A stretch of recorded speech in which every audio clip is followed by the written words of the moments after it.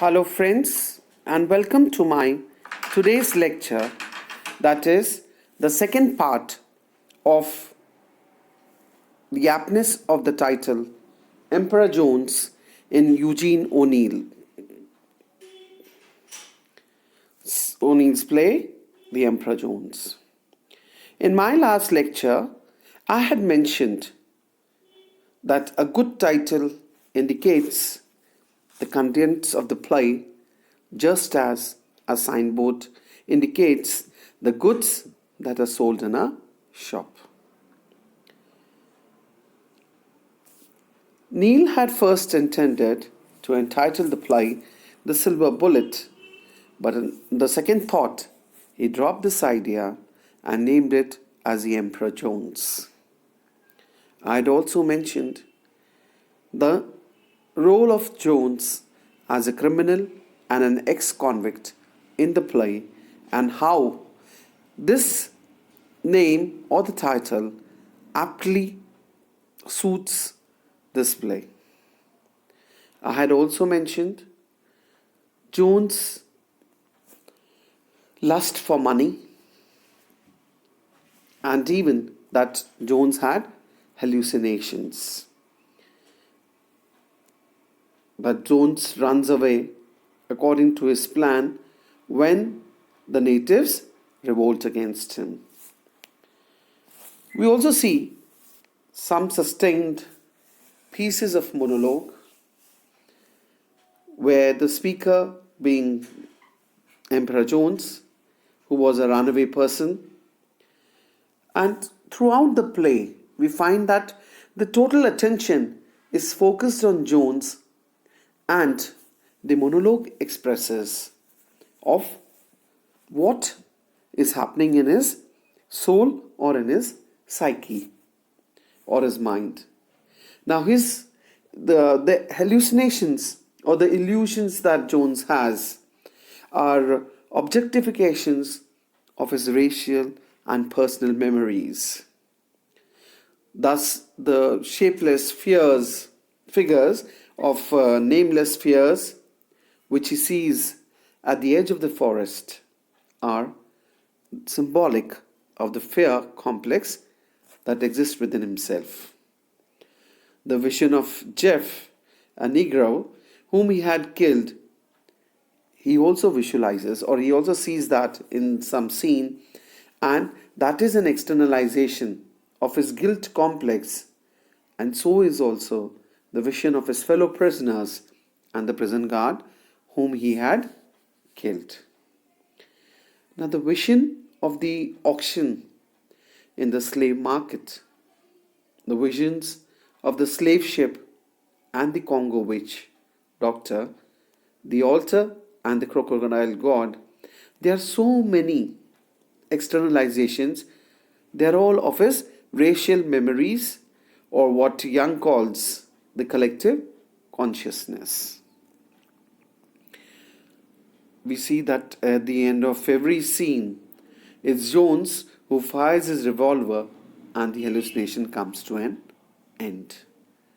The last bullet, that is a silver bullet, it is fired at the crocodile god.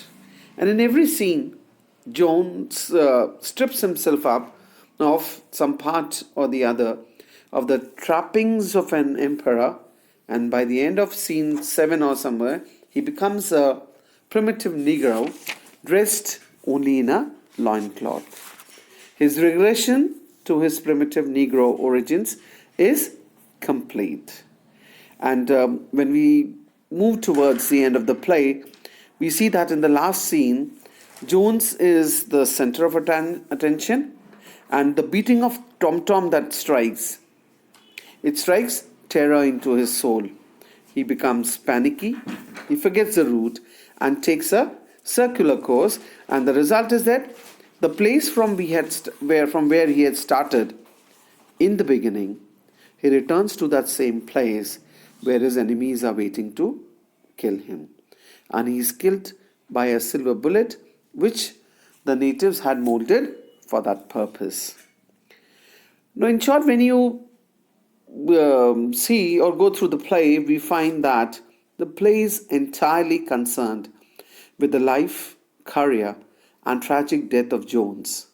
And that's the reason the dramatist has rightly entitled it after the main protagonist, the Emperor Jones. It's also noteworthy that he has named it as the Emperor Jones and not as just Emperor Jones. The use of the over here is very significant. Now, the basically is used to show something in particular, and here it suggests that Jones is an emperor with certain specific, distinctive, and individual qualities of his own. He is both a type, which represents the emperors, and also an individual. He is not merely a common criminal, an adventurer, not merely a symbol of the primordial in each one of us that is there, but with certain qualities of head and heart which distinguish him from the common run of mankind. He is superior both to the English trader Smithers and to the other natives on which he rules. On whom he rules, rather. Sorry. And as Smithers puts it, he dies in the height of style and not like a common runaway criminal. He triumphs even in his death, for he is killed by a silver bullet and not by an ordinary lead one, and is thus able to preserve the legend that he had created. So we see that both in life and death, he is distinctive and superior, and the word "the" of the title stresses his superiority and individuality over the others. And as far as we also see that this title, it has some ironic significance to it. It is a fine instance. This title of the play is a fine instance of use of Neil's irony. And full name basically of Jones is Brutus Jones. And Jones is an everyman, and Brutus implies the irrational brute in every man. It is ironical that a mere brute and irrational animal should be the emperor. Looking through all these things, we find that the title has been very aptly kept, and the things that go on, like what Jones basically is and what he imagines himself to be, what he plans and what he meets, they're all ironically juxtaposed.